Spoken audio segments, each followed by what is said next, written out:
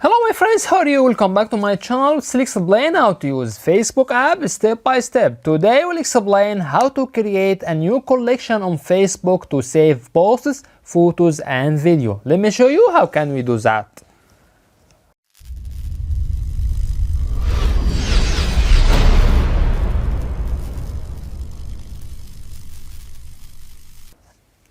At first tap on Facebook app icon.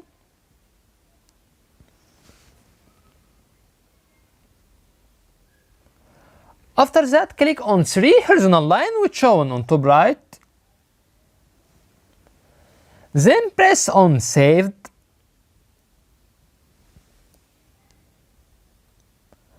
After that, click on Create.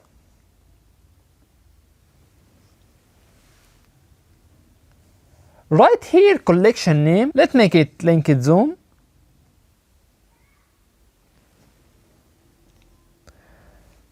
Below here you can find several options which you can control who can see your comments on this collection. First one, public, means that anyone can see this collection. Second one, friends, mean only your friends on Facebook can see this collection.